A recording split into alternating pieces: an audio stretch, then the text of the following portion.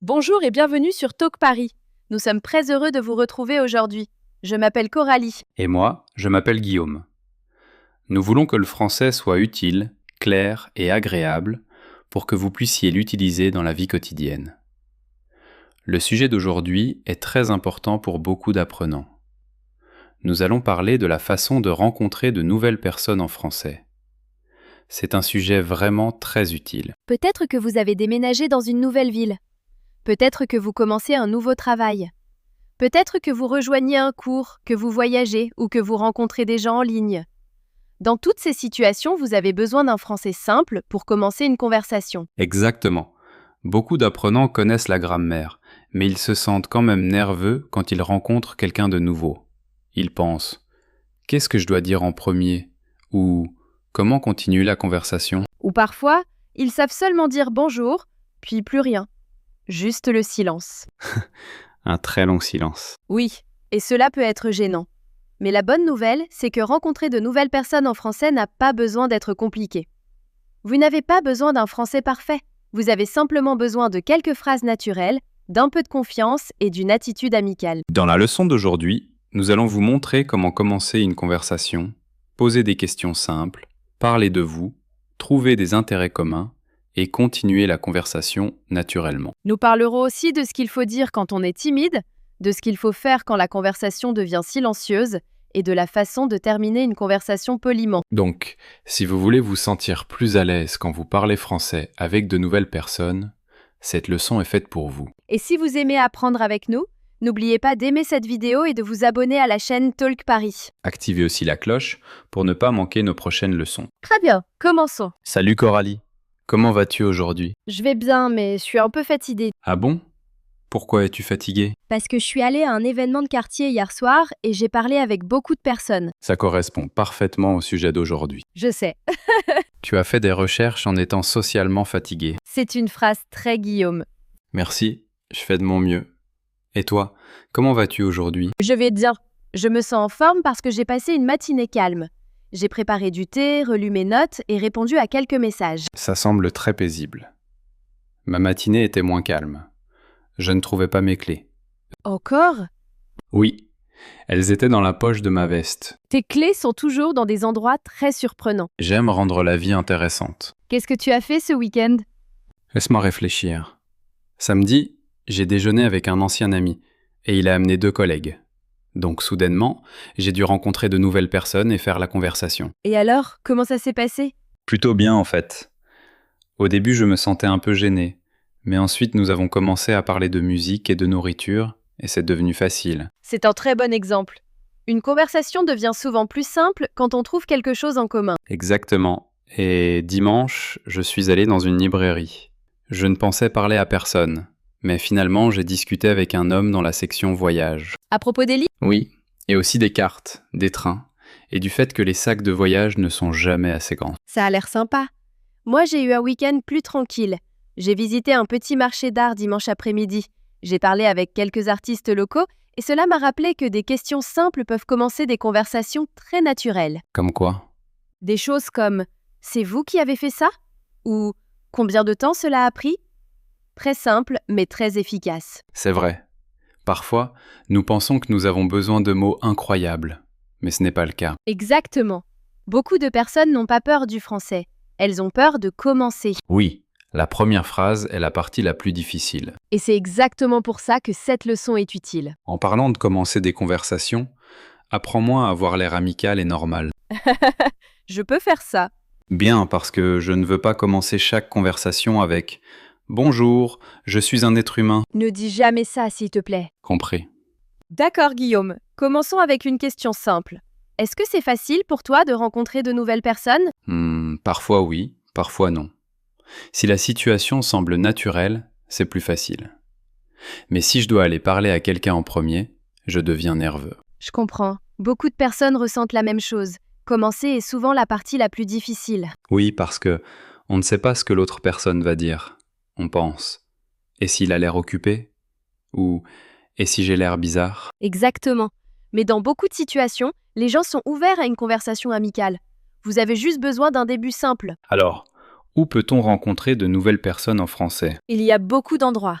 Au travail, à l'école, dans un cours, à la salle de sport, dans un café, pendant un voyage, lors d'événements locaux ou grâce à des amis. Je pense que les cours sont un excellent endroit. Si vous rejoignez un cours de cuisine, un cours de français ou un cours d'art, vous avez déjà quelque chose dont parler. C'est vrai, une activité partagée rend la conversation plus facile. Vous pouvez poser des questions simples sur le cours. Comme « c'est votre première fois ici ?» Oui, ça sonne très naturel. Vous pouvez aussi dire « Vous avez déjà suivi ce cours avant ?» ou « Que pensez-vous du professeur ?» Très utile. Au travail, on peut peut-être dire « Bonjour, je m'appelle Guillaume, je suis nouveau ici. Parfait, c'est l'une des phrases les plus utiles. « Bonjour, je m'appelle Coralie, j'ai commencé cette semaine. » J'ai commencé cette semaine » est une excellente phrase. Cela explique pourquoi vous ne connaissez encore personne. Exactement. Cela donne du contexte et invite aussi l'autre personne à répondre. Que veut dire « invite » ici ? Ici, cela signifie que ça donne à l'autre personne une raison ou une occasion de continuer la conversation. Ah, je vois. Donc une bonne première phrase aide la conversation à avancer. Ouais. Parlons maintenant des présentations simples. Que dis-tu habituellement quand tu rencontres quelqu'un pour la première fois ? En général, je dis « Bonjour, je m'appelle Guillaume ». Puis, si cela correspond à la situation, j'ajoute quelque chose comme « Je suis un ami de Daniel » ou « Je suis dans le cours du soir ». C'est très bien, clair et simple. Moi, je dis souvent « Enchantée, je m'appelle Coralie » ou « Bonjour, je ne pense pas qu'on se soit déjà rencontrés ». Oh, celle-là est très polie. Oui, ça paraît amical et pas trop direct. Et si j'oublie immédiatement le nom de quelqu'un ? Parce que ça m'arrive souvent. Alors vous pouvez être honnête et poli. Vous pouvez dire « Désolé, pouvez-vous répéter votre prénom ?» ou « Désolé, je n'ai pas bien entendu votre nom ?» Attends. Que signifie « je n'ai pas bien entendu votre nom » ? Cela veut dire que vous n'avez pas entendu ou retenu le nom clairement. Ah d'accord. Ça paraît plus naturel que de dire directement « j'ai oublié ». Oui, beaucoup plus naturel. Après les présentations, que doivent dire les gens ensuite ? Une bonne étape suivante, c'est le small talk. Small talk est une expression que les apprenants entendent souvent. Qu'est-ce que ça veut dire exactement ?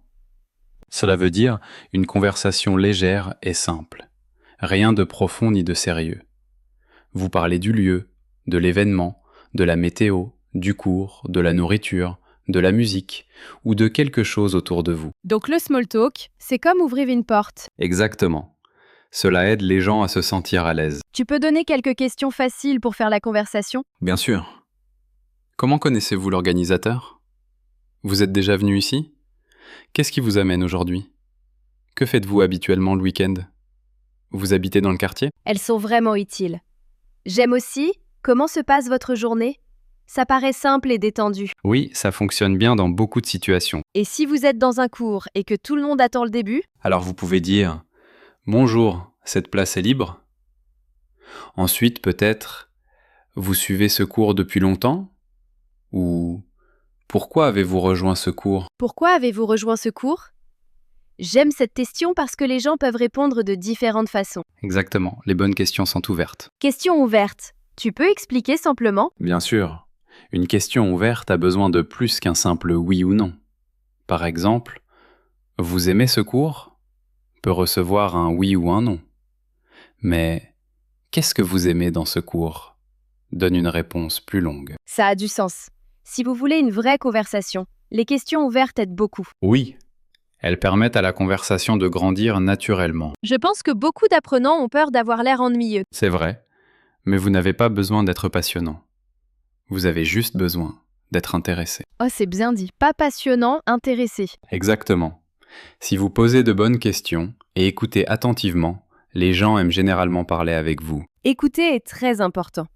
Parfois, les gens pensent tellement à leur prochaine phrase qu'ils arrêtent d'écouter. Oui, et la conversation semble alors moins naturelle. Bien écouter signifie réagir à ce que l'autre personne dit. Comme « Vraiment ? C'est intéressant ?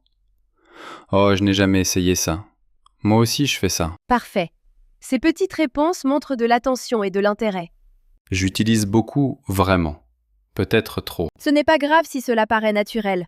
Vous pouvez aussi dire « sérieusement », mais c'est un peu plus familier. Bonne remarque. Et si l'autre personne dit quelque chose que vous ne comprenez pas ? Alors vous pouvez dire « Désolé, pouvez-vous répéter ?» ou « Désolé, qu'est-ce que vous voulez dire ?»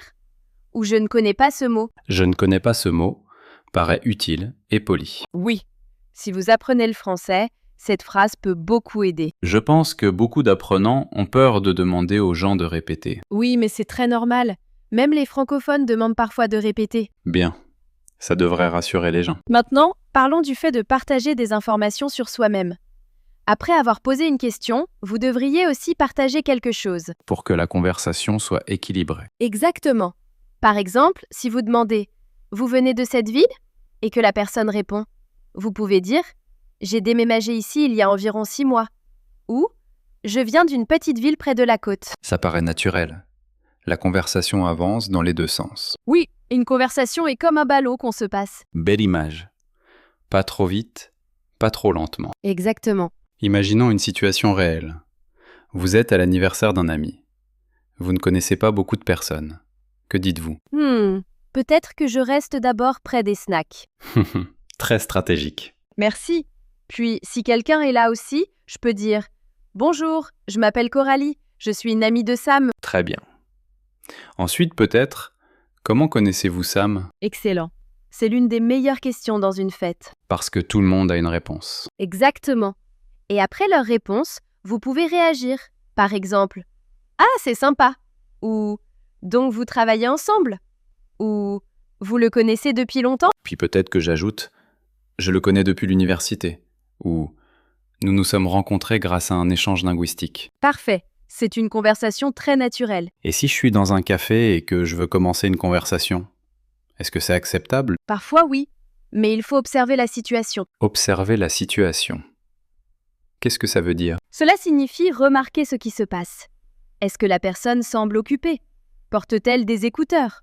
Travaille-t-elle? Ou paraît-elle détendue et ouverte? Ah, donc cela veut dire faire attention avant de parler. Exactement. Si la situation semble ouverte, vous pouvez commenter quelque chose autour de vous. Par exemple, « Cet endroit est toujours plein » ou « Vous avez déjà goûté le gâteau ici ?» J'aime bien. Ça paraît détendu et pas trop personnel. Oui, commencer avec l'environnement est souvent plus facile qu'avec une question très directe. Et pour rencontrer des gens au travail? Au travail, les présentations sont souvent plus simples parce que vous partagez déjà un lieu et un objectif. Vous pouvez dire « Bonjour, je suis Coralie de l'équipe marketing » ou « J'ai rejoint l'entreprise le mois dernier ». Puis peut-être « Quel est votre poste ici ?» ou « Depuis combien de temps travaillez-vous ici ?» Oui, ce sont des questions très courantes et utiles. Une fois, j'ai commencé un nouveau travail et j'ai dit « Bonjour, je suis Guillaume. J'apprends encore où se trouve tout ici. » C'est très bien, ça paraît honnête et amical. Oui, et ensuite les gens m'ont aidé. Une personne m'a montré la cuisine, une autre l'imprimante, et une autre encore la machine à café. La machine à café est importante. La plus importante. Une autre phrase utile au travail est « N'hésitez pas à me dire si je peux aider ». Oh, c'est une bonne phrase. Elle paraît gentille et professionnelle. Oui, elle aide à créer une relation positive avec les collègues. Parlons des loisirs. Je pense que les loisirs sont l'un des meilleurs moyens de créer une connexion. Je suis d'accord. Poser des questions sur les loisirs est très efficace. Vous pouvez dire « Qu'aimez-vous faire pendant votre temps libre ?» ou « Que faites-vous habituellement le week-end ?» Ces questions sont simples, mais elles révèlent beaucoup de choses. Exactement. Si l'autre personne dit « J'aime faire des randonnées », vous pouvez répondre « Ah, vraiment? Moi aussi j'aime la nature. » ou « Je n'ai jamais essayé la randonnée, mais ça a l'air amusant. » Et si la personne aime quelque chose que vous aimez aussi, alors vous avez un intérêt commun. Oui, et un intérêt commun signifie quelque chose que les deux personnes aiment. C'est le meilleur moment dans une conversation. Quand soudainement vous dites « Attends, toi aussi tu aimes ça ?» Exactement. Ensuite, la conversation devient plus facile et plus naturelle. Une fois, j'ai rencontré quelqu'un dans une librairie et nous aimions tous les deux les romans policiers. Nous avons parlé pendant 20 minutes. C'est un exemple parfait. Oui, mais avant ça, j'ai dit quelque chose d'un peu maladroit. Qu'est-ce que tu as dit? J'ai pris un livre et j'ai dit « Cette couverture a l'air sérieuse. » Ce n'est pas terrible. Ce n'est pas excellent non plus. Peut-être pas, mais ça a commencé quelque chose. C'est vrai. Il a ri et il a dit « Oui, ça a l'air sérieux et cher. » Puis nous avons commencé à discuter. C'est important que les apprenants entendent ça. Votre première phrase n'a pas besoin d'être parfaite. Elle doit simplement commencer la conversation. Oui. Parfois les gens attendent la phrase parfaite. mais elle n'existe pas. Exactement. Être amical et simple suffit. Et s'il y a un moment de silence? Beaucoup de personnes détestent le silence. C'est normal. Si la conversation devient silencieuse, vous pouvez poser une nouvelle question. Par exemple, alors, qu'est-ce qui vous amène ici aujourd'hui? Ou, au fait, vous habitez ici depuis longtemps? Au fait est une expression très utile. Oui, elle aide à changer de sujet naturellement. Tu peux expliquer naturellement ici? Cela veut dire facilement, sans sensation étrange ou changement brusque. D'accord. Donc, au fait, aide à passer à un nouveau sujet de manière fluide. Exactement. Vous pouvez aussi commenter quelque chose autour de vous. Cette musique est agréable. Ce plat a l'air délicieux. Cet événement est plus grand que ce que j'imaginais. J'aime ça parce que ça enlève un peu de pression à la conversation. Oui, l'environnement peut vous aider. Et les personnes timides? Certains spectateurs pensent peut-être « Je suis trop timide pour rencontrer de nouvelles personnes ». Alors commencez petit. Vous n'avez pas besoin de vous faire 5 nouveaux amis en une journée. Entraînez-vous simplement avec une courte conversation. C'est un très bon conseil. Vous pouvez vous fixer un petit objectif. Par exemple, aujourd'hui, je vais me présenter à une personne. Ou aujourd'hui, je vais poser une question simple. J'adore les petits objectifs. Ils semblent possibles. Oui, les petites réussites développent la confiance. Et développer la confiance signifie vous aider à vous sentir plus sûr de vous, c'est ça? Exactement. La confiance grandit étape par étape. Ça rend toute la situation moins effrayante. Ça devrait. Rencontrer des gens est une compétence, et les compétences s'améliorent avec la pratique. Je pense aussi que sourire aide. Oui, un sourire chaleureux aide beaucoup. Cela vous rend ouvert et amical. Mais pas un sourire étrange et trop grand. Oui, s'il vous plaît, souriez comme une personne normale. Merci pour cette information très importante. Le contact visuel aide aussi, mais gardez-le naturel. Parfois, les apprenants demandent « Et si je fais une erreur en français ?» Alors continuez simplement. La plupart des gens comprendront, et sinon, vous pouvez reformuler. Et reformuler signifie dire la même chose d'une autre manière, n'est-ce pas? Oui. Par exemple, si vous dites une phrase incorrecte, vous pouvez vous corriger et essayer une version plus simple. Exactement. Les phrases simples sont souvent meilleures. Je pense que l'humour peut aussi aider, si cela paraît naturel. Oui, un humour léger peut détendre les gens, mais gardez-le simple et gentil. Donc peut-être pas ma blague sur le fait d'être un être humain. Certainement pas celle-là. Compris. Parlons maintenant de la façon de bien terminer une conversation. C'est aussi important. Oui, parce que parfois la conversation est agréable, mais vous devez partir. Exactement. Vous pouvez dire « C'était sympa de parler avec vous » ou « Je suis contente qu'on ait pu discuter ». Qu'on ait pu discuter paraît amical. Oui. Puis, si vous voulez continuer plus tard, vous pouvez dire « Peut-être qu'on pourra reparler une autre fois » ou « J'espère vous revoir bientôt ». Et si vous vous entendez vraiment bien, peut-être, vous voulez échanger nos numéros? Ou vous êtes sur Instagram? Oui, mais seulement si cela semble naturel et confortable. Bien sûr. Pas d'une manière étrange. Exactement. Vous pouvez aussi dire « On garde le contact ». Que signifie garder le contact? Cela signifie rester connecté et continuer à communiquer. C'est une excellente expression. Oui. Une autre phrase naturelle est « C'était un plaisir de vous rencontrer ». J'aime cette phrase parce qu'elle paraît chaleureuse et positive. Oui, et elle termine la conversation de manière agréable. Donc si je rencontre quelqu'un dans un cours, je peux dire « C'était un plaisir de vous rencontrer. À la semaine prochaine. » Parfait. Ça paraît naturel et amical. Quelles sont les erreurs que les gens font souvent quand ils essaient de rencontrer de nouvelles personnes? Une erreur est de poser trop de questions trop rapidement. Cela peut ressembler à un entretien. Oh oui. Vous venez d'où? Quel est votre travail? Vous êtes marié? Quels sont vos projets dans la vie? C'est beaucoup trop. Exactement, il faut ralentir, poser une question, écouter, répondez et partagez aussi quelque chose sur vous. Une autre erreur, c'est de parler seulement de soi-même. Oui, une bonne conversation doit être équilibrée. Et peut-être qu'une autre erreur est d'abandonner trop vite. Je suis d'accord. Parfois, la première minute est un peu gênante, puis ça devient mieux. C'est vrai. J'ai déjà eu des conversations qui ont commencé lentement et qui ont fini vraiment très bien. Moi aussi. C'est pour ça que la patience est importante. Donc, si les 10 premières secondes semblent inconfortables, cela ne veut pas dire que la conversation est mauvaise. Exactement, donnez-lui un peu de temps. Je veux donner aux spectateurs quelques phrases faciles qu'ils peuvent pratiquer aujourd'hui. Bonne idée? Bonjour, je m'appelle Guillaume.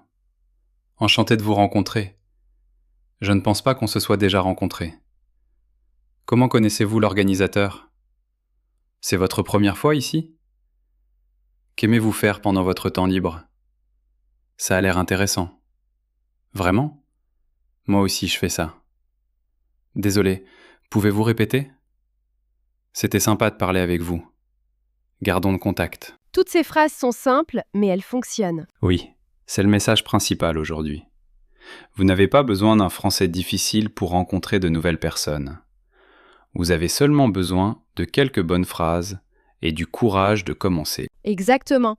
Commencez petit, restez amical, posez des questions ouvertes et écoutez attentivement. Et si la conversation semble parfois un peu maladroite, ce n'est pas grave. Oui, c'est normal pour tout le monde. Même les personnes confiantes vivent des moments gênants. Blanc, ça me rassure. Tu devrais.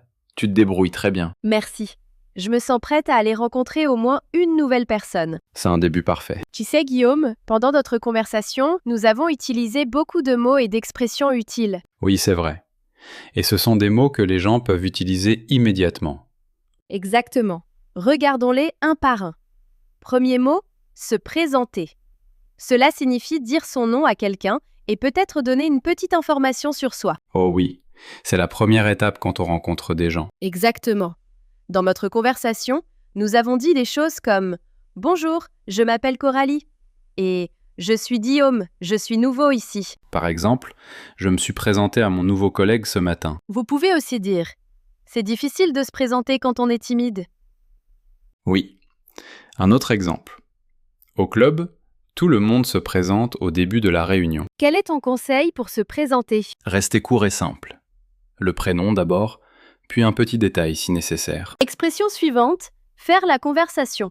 Cela signifie avoir une conversation légère et simple sur des sujets faciles. Oui, faire la conversation n'est pas une discussion profonde.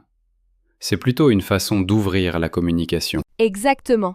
Nous utilisons cela pour aider les gens à se sentir à l'aise. Par exemple, nous avons fait un peu de conversation avant le début de la réunion. Vous pouvez aussi dire « J'utilise souvent la météo et la nourriture pour faire la conversation ». Très bien.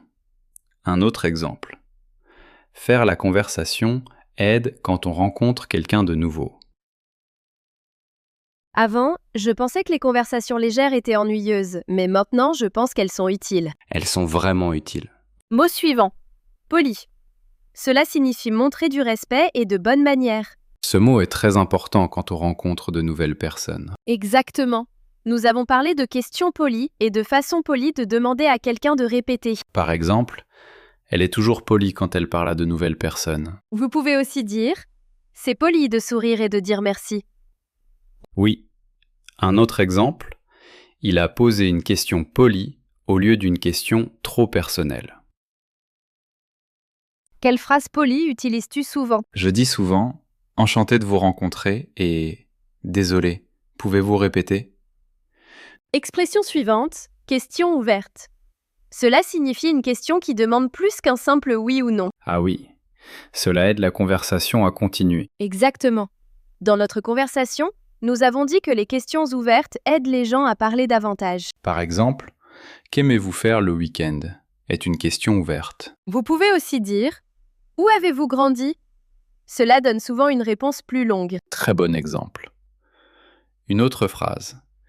Les questions ouvertes sont meilleures que les simples questions oui ou non quand vous voulez connaître quelqu'un. J'aime les questions ouvertes parce qu'elles rendent la conversation vivante. C'est une très belle façon de le dire. Mot suivant, gênant. Cela signifie inconfortable ou un peu étrange. Oh, je connais très bien cette sensation. Beaucoup de personnes la connaissent. Nous avons dit que les premières conversations peuvent parfois être gênantes.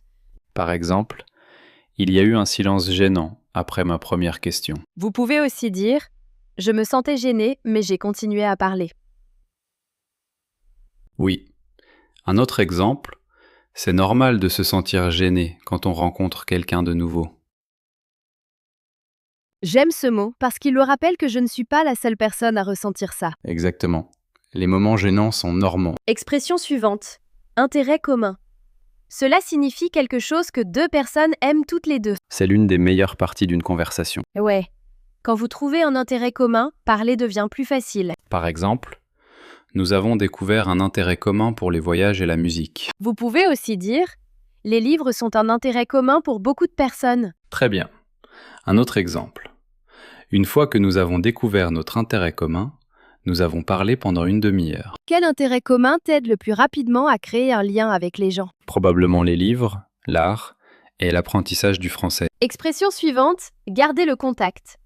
Cela signifie rester connecté et continuer à parler dans le futur. J'aime beaucoup cette expression. Elle paraît chaleureuse. Oui, c'est vrai. Dans notre conversation, nous l'avons utilisée pour terminer une discussion agréable. Par exemple, gardons le contact après la fin du cours. Vous pouvez aussi dire « Je l'ai rencontré lors d'un événement et maintenant nous restons en contact en ligne ». Exactement.